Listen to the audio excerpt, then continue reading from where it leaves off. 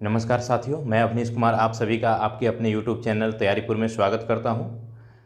इस क्लास में हम लोग बात करेंगे मोरल डेवलपमेंट की। जो नैतिक डेवलपमेंट होता है, नैतिक विकास होता है बच्चों में, किस तरह से होता है उसके बारे में हम लोग इस क्लास में बात करेंगे। और जब भी नैतिक विकास की बातें होती हैं तो सबसे इम्पोर्टेंट जो थ्योरी आती है निकल कर के सामने, वो है कोलबर्ग का नैतिक विकास का सिद्धांत।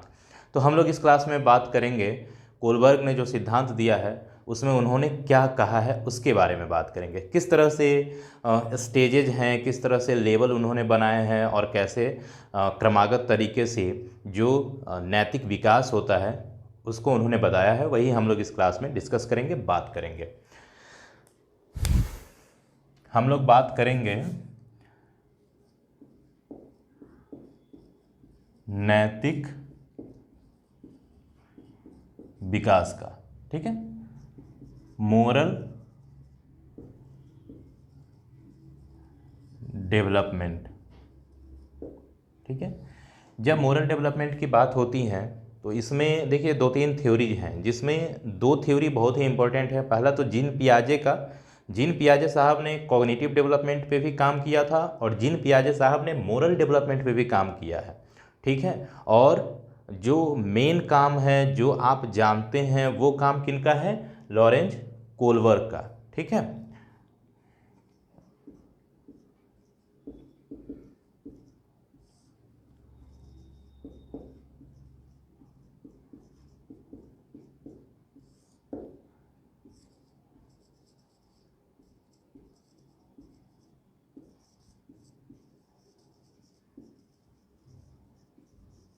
ठीक है, चलिए आइए आपको एक कहानी सुनाता हूँ, ठीक है।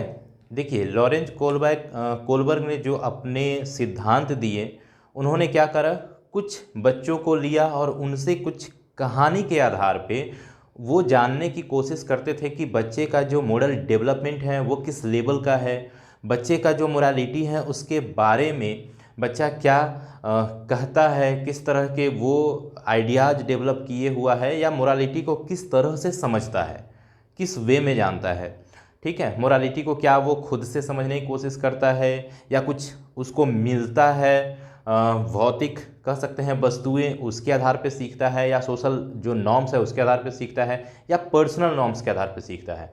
तो इसी के लिए उन्होंने कुछ बच्चों को लिया और उससे कुछ क्वेश्चंस पूछे कहानी बता करके। तो एक कहानी हम आपको भी सुनाते हैं।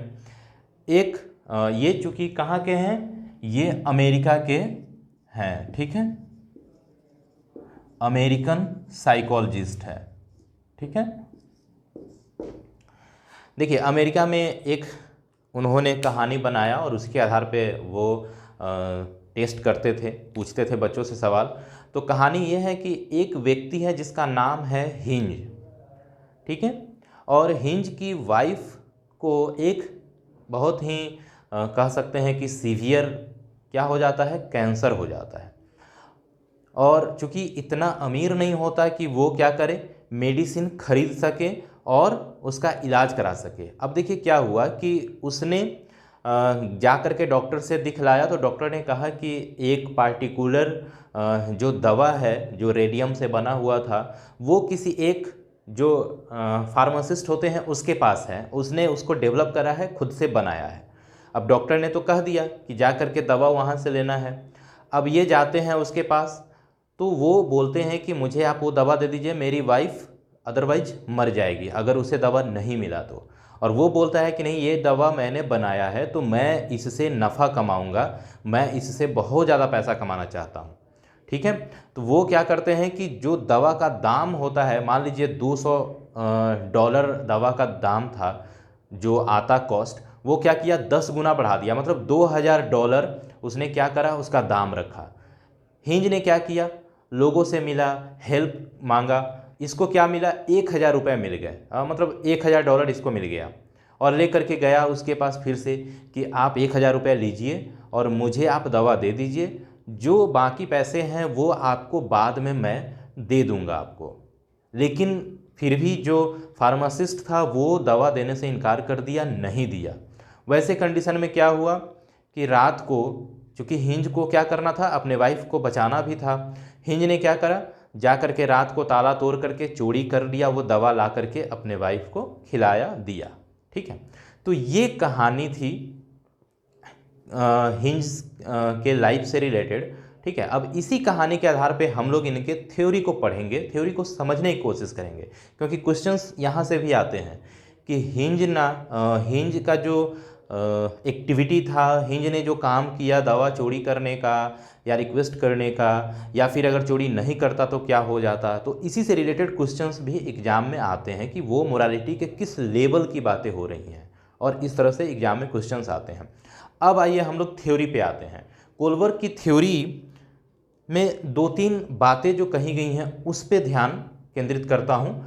देखिए, पहला तो क्या है, मोरालिटी की बात होती है। मोरालिटी क्या है? सबसे पहली चीज़, जब आप अगर टर्म को समझ जाएंगे तो आप थ्योरी को बेहतर ढंग से समझ पाएंगे। मोरालिटी क्या है? मोरालिटी है कि सही और गलत को समझना। ठीक है, सही और गलत को समझते हुए अपना क्या करना, व्यवहार करना या फिर विचार बनाना। ठीक है, वही क्या होता है, मोरालिटी होता है कि सही और गलत को समझना, क्या है राइट और क्या है रॉन्ग। मतलब सही गलत की समझ जो होती है वो क्या होती है, मोरालिटी होती है।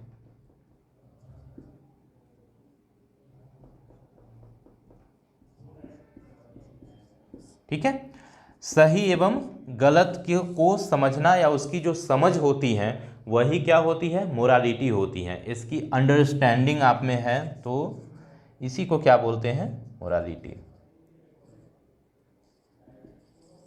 ठीक, चलिए आगे बढ़ते हैं।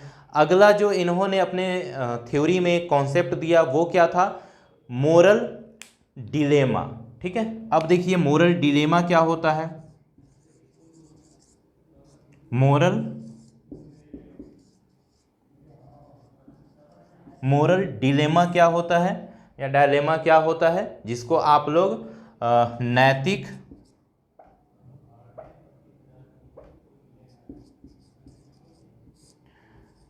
दुविधा कहते हैं। ठीक है, नैतिक दुविधा होता है कि आपके पास 2 अल्टरनेटिव्स हैं, उसमें से एक को अगर आप चुनते हैं तो दूसरा क्या हो जाता है, आपसे छूट जाता है, या अगर आप दूसरे को चुनते हैं तो फर्स्ट वाला क्या होता है, आप फर्स्ट वाले को कहीं ना कहीं छोड़ते हैं। मतलब क्या है मोरल डिलेमा में कि अगर आप सही के साथ जाते हैं, नियम के साथ जाते हैं, तो हो सकता है कि आप किसी पार्टिकुलर जो सही था आपके लिए उसको आप क्या कर दिए, भूल गए, छोड़ दिए। जैसे हिंज की जो स्टोरी थी उसमें देखिए, अगर मान लीजिए कि आप ये सोचते कि चोरी करना पाप है या चोरी करना सोशल नॉर्म्स के खिलाफ है या कानून के खिलाफ है, तो फिर आप चोरी नहीं करते, दवा मिलती नहीं तो क्या होती, आपकी वाइफ मर जाती। तो उस दोनों में से सिलेक्शन एक का करना वो क्या होता है, वो दुविधा होता है कि आप समझ नहीं पा रहे हैं कि आप क्या करें। आप ऐसे सिचुएशन में हैं कि आपको समझ में नहीं आ रहा है कि जो बोलते हैं ना, आगे कुआं पीछे खाई वाला हाल, कि आप क्या करें। तो वो होता है मोरल डिलेमा कि आप नैतिक दुविधा में फंस गए हैं, आपको समझ में नहीं आ रहा है कौन सा विकल्प, कौन सा ऑप्शन को आप सेलेक्ट करेंगे। ठीक है, चलिए अगला होता है मोरल रीजनिंग। ठीक है, अगला कॉन्सेप्ट है वो है मोरल रीजनिंग। देखिए नैतिक तर्कना क्या होता है, नैतिक तर्कना होता है कि सही और गलत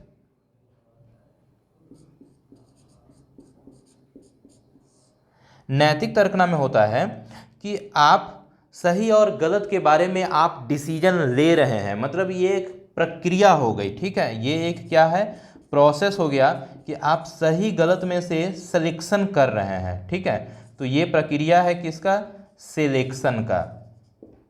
ठीक है, सिलेक्शन प्रक्रिया है कि आप मोरल रीजनिंग आप नैतिक तर्कना बना रहे हैं, आप एक सोच डेवलप कर रहे हैं, ठीक, सिलेक्शन कर रहे हैं कि क्या सही है क्या गलत है, उसके बारे में जब आप निर्णय लेने लगते हैं वो क्या होता है, मोरल रीजनिंग होता है। ठीक है, कि आप सिलेक्शन कर लिए।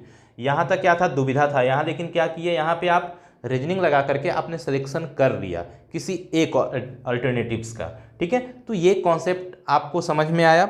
चलिए इनके स्टेजेज देख लेते हैं कि स्टेजेज के बारे में इन्होंने क्या कहा है।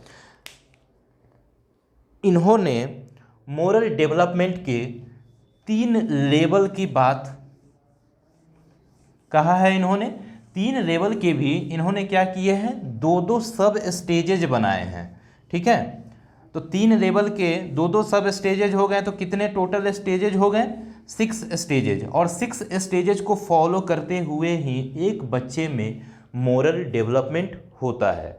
तो फर्स्ट जो स्टेज है, स्टेज ना कह करके लेवल कहिए, लेवल ऑफ मोरल डेवलपमेंट। ठीक है, आइए पहला हम लोग चलते हैं। फर्स्ट स्टेज होता है उसको बोलते, लेवल होता है उसको बोलते हैं, सॉरी, प्री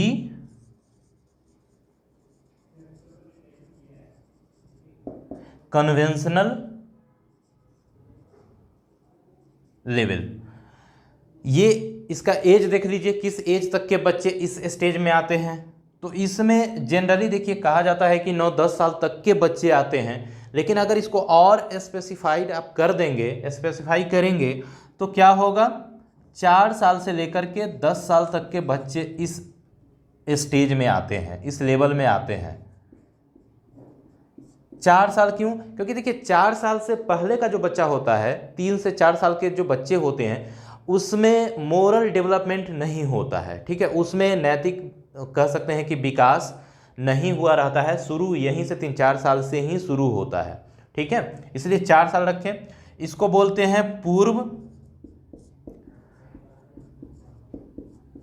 रूढ़िगत स्तर। ठीक है, यहाँ पे क्या होता है कि बच्चा भौतिक जो परिणाम निकलता है, जो भौतिक गुण होता है, उसी के आधार पे बच्चा क्या करता है, सही गलत में भेद कर पाता है। ठीक है,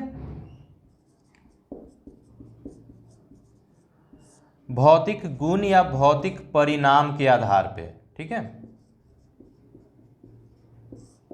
सही गलत समझता है। अब देखिए इसके भी 2 स्तर हैं, 2 लेवल, सॉरी स्टेजेज हैं। पहला क्या है, पहले को बोलते हैं पनिशमेंट एंड ओबीडियंस ओरिएंटेशन या ओरिएंटेड। पनिशमेंट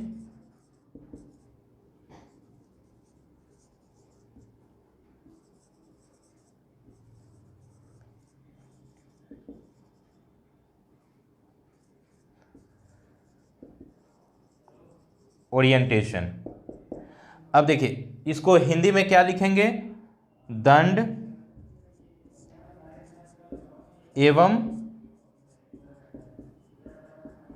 आज्ञा पालन उन्मुख। उन्मुख भी बोलते हैं, अब बहुत जगह देखेंगे लिखा रहेगा अभिविन्यास। ठीक है, ये होता है हिंदी। देखिए इसमें क्या है, जैसा नाम से क्लियर है कि बच्चा सही गलत को कैसे समझेगा, सही गलत को उसको दंड मिल रहा है या फिर दंड के आधार पे ही वो क्या करेगा, आज्ञा पालन करने की कोशिश करेगा, आज्ञा पालन करेगा। ठीक है, पुरस्कार और दंड से यहाँ पे क्या होता है, मोरालिटी को जज किया जाता है। जैसे एक बच्चा मान लीजिए गलती किया या कुछ किसी को गाली दे दिया, और उसके बाद अगर टीचर या फिर पेरेंट्स क्या किए, अगर बच्चे को मारते हैं, पनिश करते हैं, तो बच्चा को ये समझ में आता है कि हाँ गाली देना क्या होता है, गलत होता है, सही नहीं होता है। ठीक है, तो वो क्या करेगा, अगली बार से गाली नहीं बकेगा किसी को, ठीक है। या फिर वो अगर किसी को पत्थर चला करके या किसी चीज़ से मार देता है या किसी वस्तु को तोड़ फोड़ कर रहा है, तो वैसे कंडीशन में क्या होता है, अगर उसे दंड मिला या फिर अगर कुछ अच्छा काम किया और उसके लिए अगर उसे आप रिवॉर्ड दे रहे हैं, ठीक है, तो वैसे कंडीशन में क्या होता है कि बच्चा सही गलत का भेद कर पाता है, सही गलत को समझ पाता है। मतलब अगर गलत है तो पनिशमेंट मिला, अगर सही है तो उसे क्या मिला, रिवॉर्ड मिला। और इसी से क्या होता है, बच्चा सही गलत के भेद को समझ पाता है। मतलब क्या होता है कि morality is judged in terms of consequences.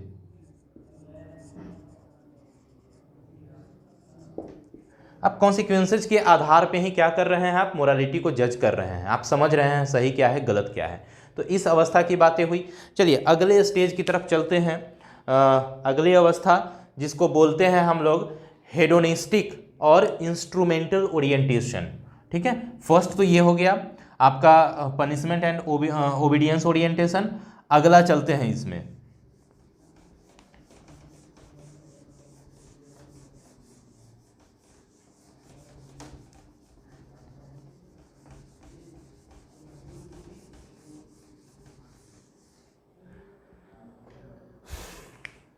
इसी का क्या है, फर्स्ट जो लेवल है उसका सेकेंड क्या है,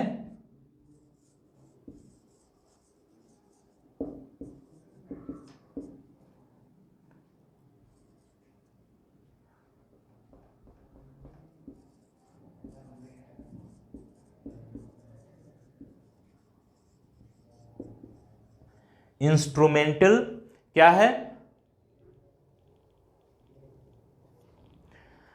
रिलेटिविस्ट, ठीक है।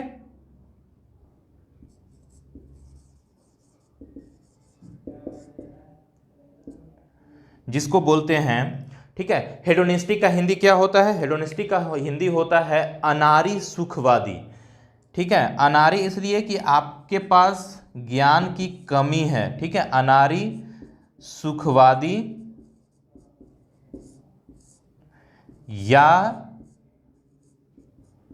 इंस्ट्रूमेंटल का क्या होता है, साधनात्मक, ठीक है, साधन से रिलेटेड है। साधनात्मक जो क्या है, सापेक्षता,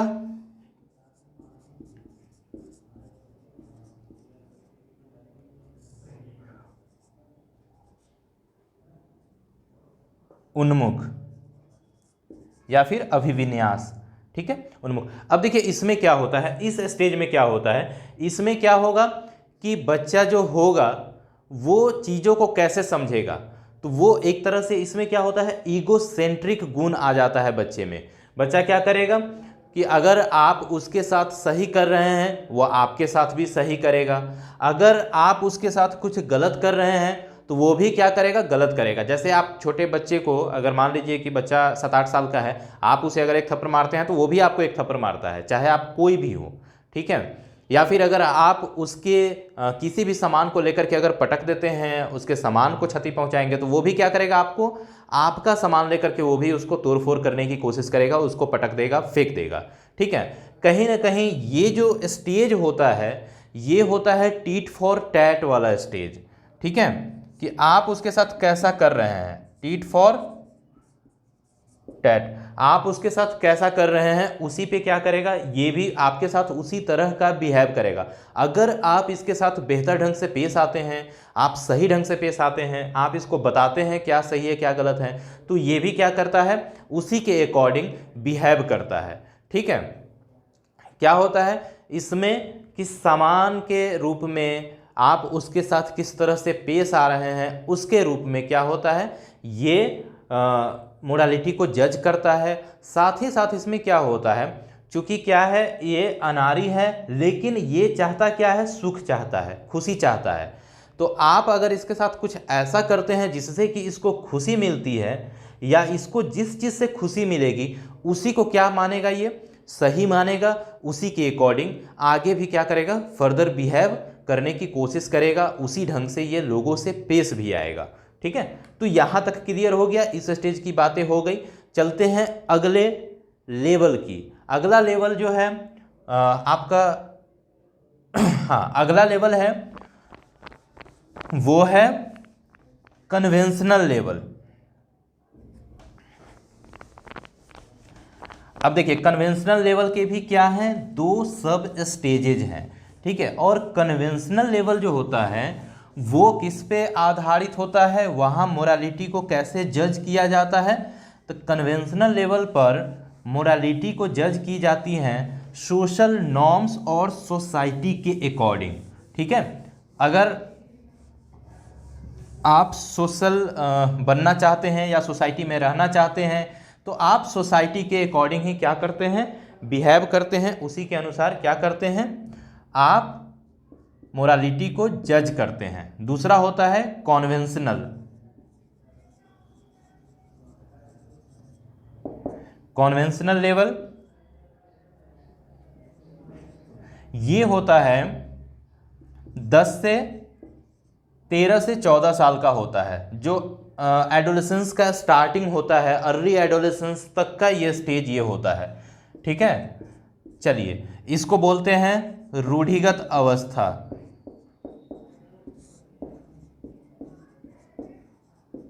ठीक है, रूढ़िगत अवस्था। देखिए इसमें क्या होते हैं कि आप मोरालिटी को जज कैसे करते हैं, तो सोसाइटी या सोशल रूल्स और नॉर्म्स के अकॉर्डिंग। ठीक है, कि सोसाइटी के नॉर्म्स क्या है, रूल्स क्या है, उसके अकॉर्डिंग आप रहना चाहते हैं, बिहेव करना चाहते हैं। तो आप देखिए इसके जो लेवल है, जिसको तीसरा अगर देखा जाए स्टेज हो जाएगा 2 उसका, और फर्स्ट ये तीसरा हो गया। इसको क्या बोलते हैं, गुड बॉय,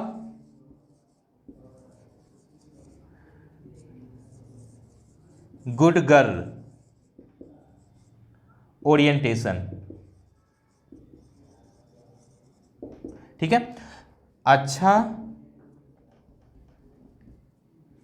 इस अवस्था में क्या होता है, आप अपने आप को अच्छा और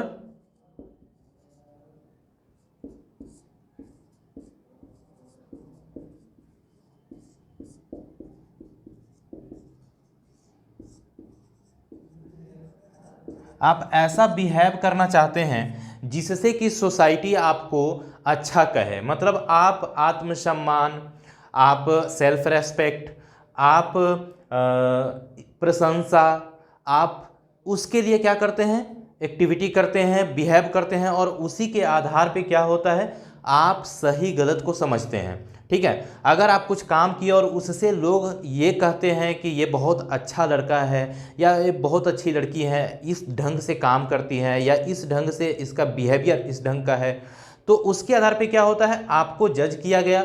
और जैसे ही इस आधार पे जज किया जाएगा, आप भी क्या चाहेंगे कि आप भी सोसाइटी के नॉर्म्स को फॉलो करें, लोगों के नज़र में हमेशा आप अच्छा और अच्छी बनने की कोशिश करते रहेंगे। ठीक, और इसी के अनुसार क्या होगा, आप में मोरल डेवलपमेंट भी होगा और आप मोरालिटी को समझेंगे भी। ठीक है, तो ये तीसरी थी। ये चौथी की बात कर लेते हैं। चौथा जो स्टेज होता है उसको क्या बोलते हैं, तो चौथा स्टेज जो होता है उसको बोलते हैं लॉ एंड ऑर्डर। ठीक है, ये भी कहीं ना कहीं सोशल से ही रिलेटेड है। Law and order means law and order orientation, कि आपका जो ओरिएंटेशन है वो कहाँ पे है, कानून एवं व्यवस्था के प्रति है। मतलब आप कानून व्यवस्था को क्या कर रहे हैं, तवज्जो दे रहे हैं, अभिविन्यास या फिर उन्मुख बोल दीजिए। ठीक है, तो इसमें क्या होता है कि आप लॉ एंड ऑर्डर को मानना शुरू करते हैं। जो सोशल लॉ एंड ऑर्डर बना हुआ है उसके आधार पे ही आप बिहेव करते हैं। अब इसमें अंतर क्या है कि यहाँ पे आपका पर्सनल होगा। ठीक है, कि यहाँ पे पर्सनल होता है। ठीक है, अगर आपको लगता है कि सोसाइटी से आपको फ़ायदा हो रहा है तो आप सोसाइटी के अकॉर्डिंग चलेंगे, अच्छे बनने की कोशिश करेंगे। ठीक है, पर्सनल होगा यहाँ पे।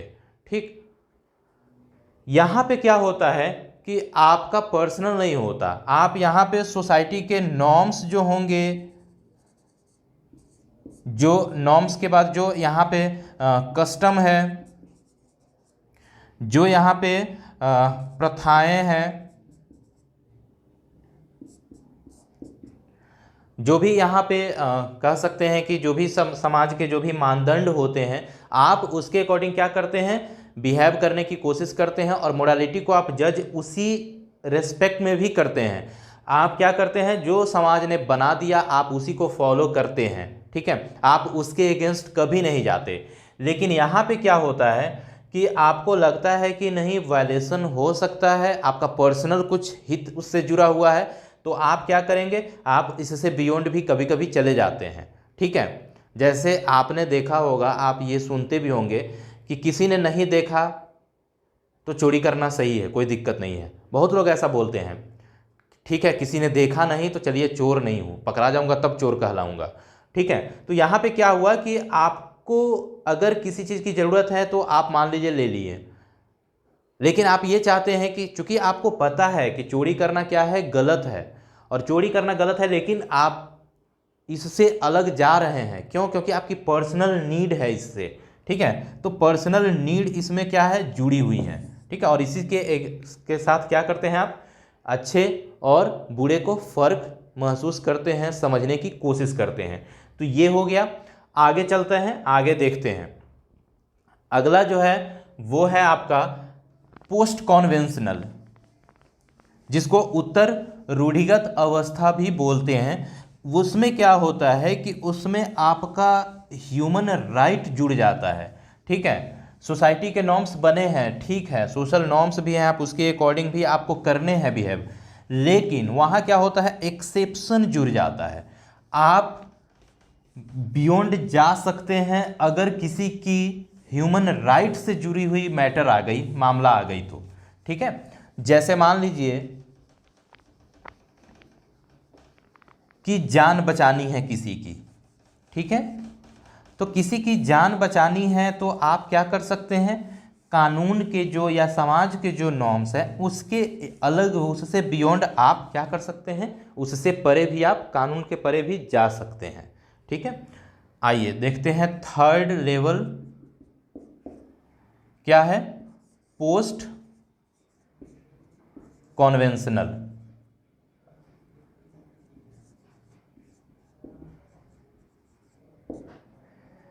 ये क्या होता है, ये 14th ईयर से ये ऊपर होता है, अबव 14 ईयर्स, ठीक है। और इसमें क्या होता है कि आप कॉन्साइंस के माध्यम से, ठीक है, जिसको हम लोग कॉन्साइंस को क्या बोलते हैं, कर्तव्य निष्ठा या फिर चेतना के आधार पे, ठीक है, आप क्या करते हैं, मोरालिटी को क्या करते हैं, जज करते हैं, ठीक है। यहाँ पे क्या होता है कि ह्यूमन राइट्स जुड़ जाते हैं, आपको लगता है कि नहीं किसी की जान बचाना ज़्यादा ज़रूरी है, ठीक है, क्योंकि क्या हुआ, व्यक्ति के जान, उसकी हिफाजत करना, सही ढंग से सोसाइटी चल सके, लोगों का अपना जो जीवन यापन है उसको बेहतर ढंग से चला सके, उसके लिए ही क्या बनते हैं, कानून बनते हैं, नियम बनते हैं। लेकिन सबसे जो जरूरी चीज़ें हैं वो क्या है, वो है किसी की जान बचाना। तो यहाँ पे क्या होता है, आप अपना इवन चेतना लगाने लगते हैं, आप यहाँ पे अपना क्या करते हैं, आप थिंकिंग को उसमें क्या करते हैं, इन्वॉल्व करते हैं, और फिर क्या करते हैं, मोरालिटी को आप समझने की कोशिश करते हैं, जज करते हैं। तो इसमें आ जाइए, फिफ्थ जो अवस्था है उसकी बात करते हैं। तो वो फिफ्थ अवस्था क्या होता है, उसको बोलते हैं सोशल कॉन्ट्रैक्ट।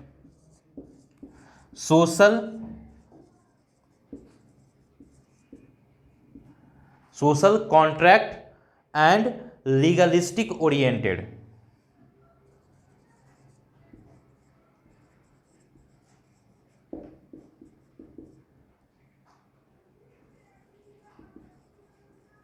ठीक है, सॉरी,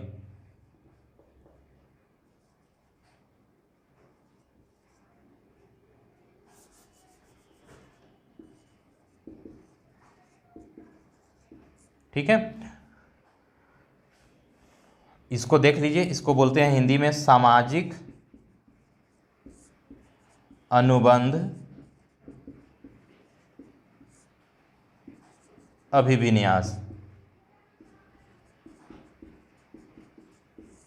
इसमें क्या होता है, तो देखिए इसमें क्या होगा, इसमें होता क्या है कि आप पर्सनल, आपका क्या होता है, पॉइंट ऑफ व्यू इसमें ऐड हो जाता है। पर्सनल पॉइंट ऑफ व्यू, आपका पर्सनल क्या होता है, कॉन्साइंस लगता है इसमें, पर्सनल कॉन्साइंस इसमें लगेगा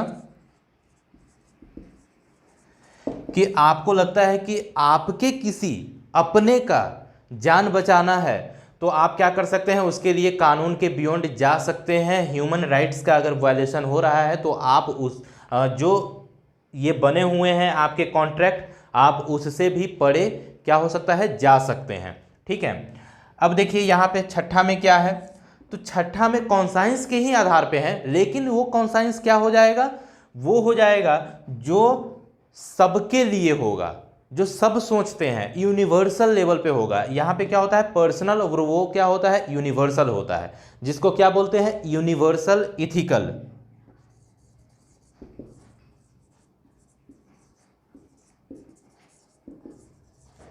यूनिवर्सल इथिकल प्रिंसिपल ओरिएंटेशन।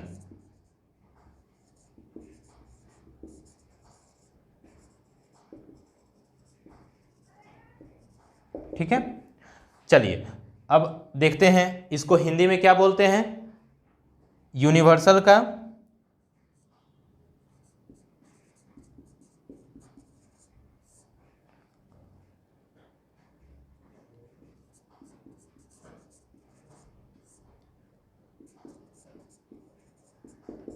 थोड़ा देख लीजिएगा हिंदी क्या है, एग्जैक्ट हिंदी इसका। ठीक है, क्योंकि हिंदी में नाम चेंज हो जाते हैं, 2-3 हो जाते हैं।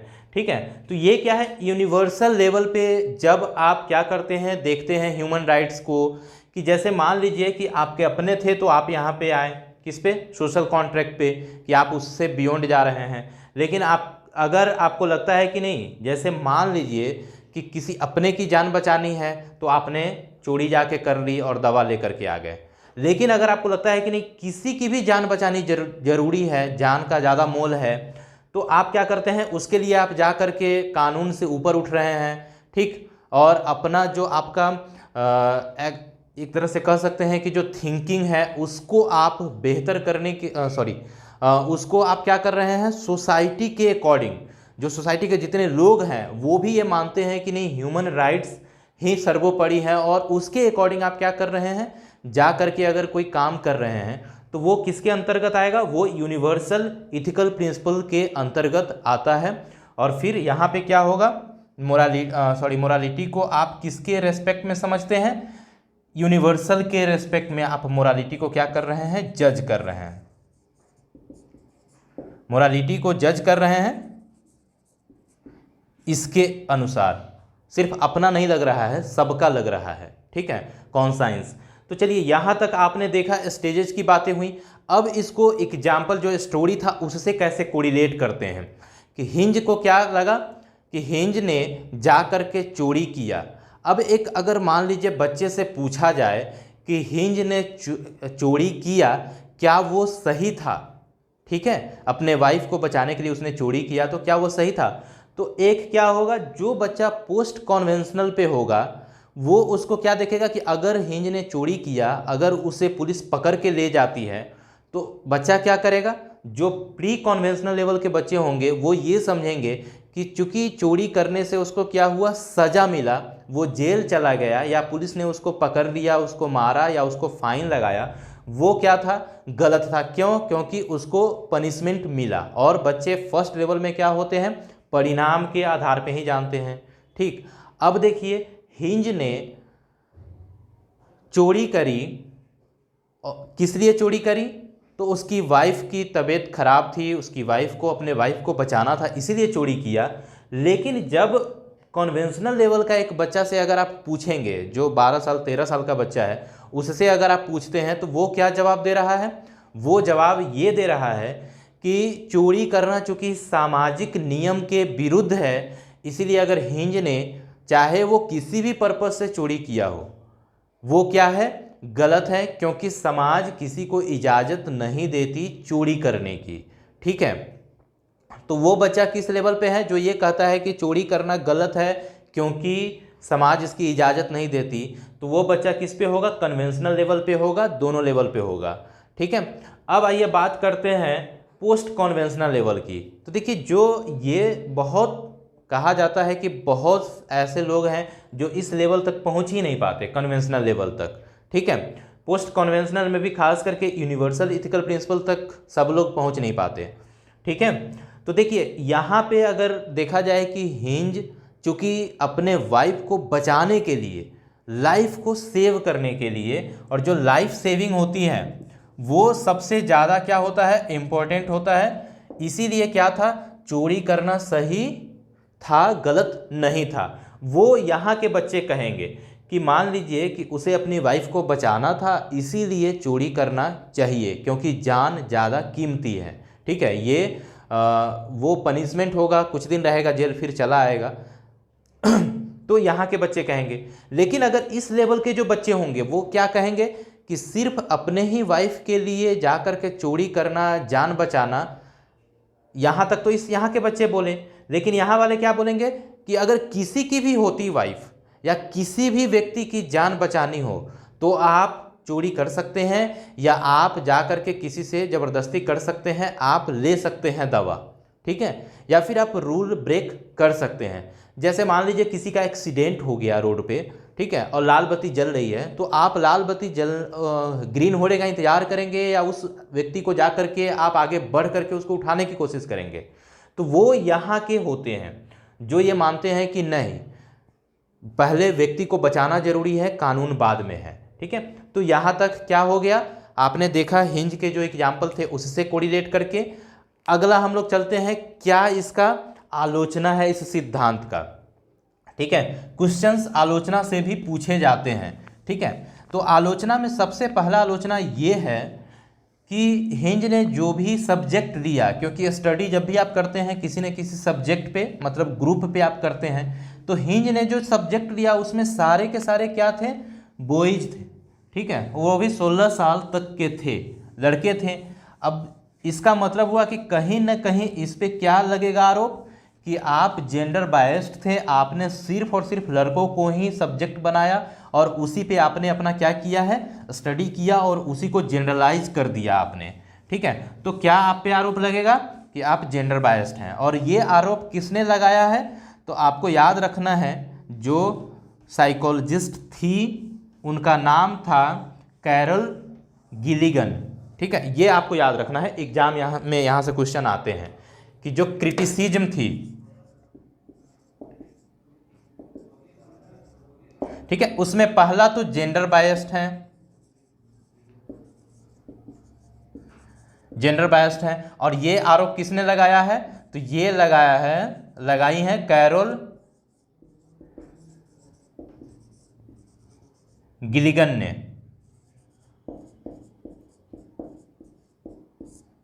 ये आपको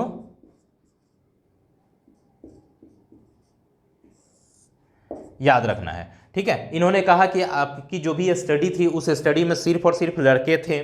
ठीक है, तो कहीं ना कहीं आपने लड़कियों का तो पॉइंट ऑफ व्यू लिया ही नहीं है अपने स्टडी में, आपने जनरलाइज कैसे कर दिया। ठीक है, मोरालिटी सिर्फ लड़कों में डेवलप नहीं होती, मोरालिटी डेवलप किस में होती हैं? लड़कियों में भी होती हैं। ठीक है, तो एक ये उन पे आरोप लगा। दूसरा आरोप लगा एज का। ठीक है, आपने सिर्फ 16 साल तक के बच्चों पे ही क्या किया है? अपनी स्टडी किया है, तक के बच्चों पे ही आपने क्या किया? लड़कों पे, बच्चों पे क्या किया? स्टडी किया। और 16 साल तक के बच्चे ऐसे होते हैं जिनकी मैरिज नहीं हुई होती है, शादी नहीं हुई होती है, तो वो कैसे समझेंगे वाइफ की क्या इम्पोर्टेंस है, रिलेशंस का, जो हस्बैंड वाइफ के बीच में रिलेशंस होता है उसका इम्पोर्टेंस क्या है, वो बच्चा कैसे समझ पाएगा? उनके बीच किस तरह का रिलेशन था, ये कैसे समझ पाएगा? अगर मान लीजिए कि एक हस्बैंड है और उसकी वाइफ, मान लीजिए कि उसकी वाइफ को बीमारी है, उसकी वाइफ मर रही हो, ठीक है, और लेकिन अगर हस्बैंड वाइफ के बीच में जो बॉन्ड है वो अच्छा ही नहीं हो, हस्बैंड वाइफ के बीच में जो अफेक्शन है वो है ही नहीं, ऐसा भी तो हो सकता है कि हस्बैंड चाहता रहा हो कि ये डेथ कर जाए, वैसे कंडीशन में तो वो चोरी करने नहीं जाएगा। तो कहीं ना कहीं चूंकि ऐसे आपने सब्जेक्ट को लिया है जिनकी शादी नहीं हुई है, तो वो इस रिलेशन को नहीं समझेंगे और फिर क्या करेंगे, जो उनका जो ओपिनियन होगा फिर चोरी को लेकर के, ठीक है, मोरालिटी को लेकर के, वो क्या होगा, डगमगाएगा, बायस्ड हो जाएगा। ठीक है, तो एज बायस्ड।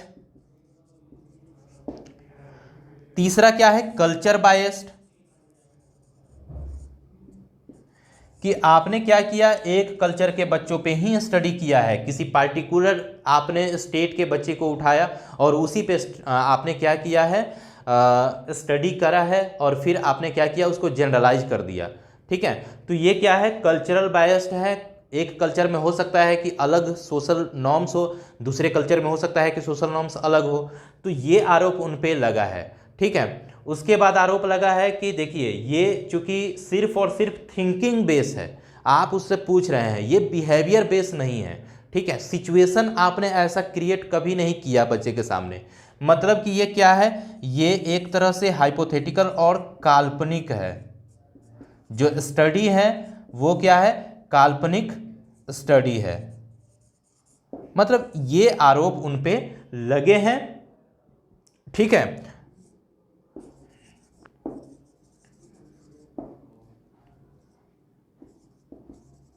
हाइपोथेटिकल है मतलब काल्पनिक है, इमेजिनेटेड है। आपने स्टोरी डाला, इमेजिनेटेड आपने पूछना शुरू कर दिया, कोई ऐसा सिचुएशन उसके सामने है ही नहीं। ठीक है, रियल में सिचुएशन नहीं है।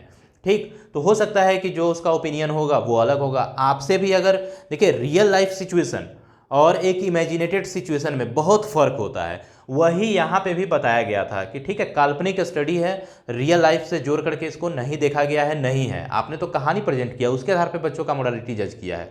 हो सकता है कि ये गलत भी हो सकता है। तो ये सब क्या है, ये क्रिटिसिज्म है किनके, कोलबर्ग के जो नैतिक विकास के सिद्धांत हैं उसका। ठीक है, तो आप इसको बेहतर ढंग से स्टडी कर लीजिए, पढ़ लीजिए, जो बताया हूँ तमाम टॉपिक को याद रखिएगा, कॉन्सेप्ट को याद रखिएगा, तो एग्जाम में जितने भी इससे रिलेटेड क्वेश्चंस होंगे वो इजीली आपसे बन जाएंगे। ठीक है, क्वेश्चंस यहाँ से भी आते हैं, इसलिए क्रिटिसिज्म को भी ध्यान में रखना है आपको। ठीक है, तो इस क्लास को यहीं पे समाप्त करते हैं। नेक्स्ट क्लास में हम लोग पियाजे की जो मॉडल डेवलपमेंट थ्योरी थी उसके बारे में बात करेंगे। ठीक है, तो इस क्लास को यहीं पे समाप्त करते हैं। आशा करते हैं आप बेहतर ढंग से पढ़ाई कर रहे हैं, क्लासेज अच्छी लग रही हैं तो लाइक करिए, सब्सक्राइब करिए, शेयर करिए और बेल आइकन को दबाइए। ठीक है, तो इस क्लास को यहीं समाप्त करते हैं, मिलते हैं नेक्स्ट क्लास में, तब तक के लिए जय हिंद।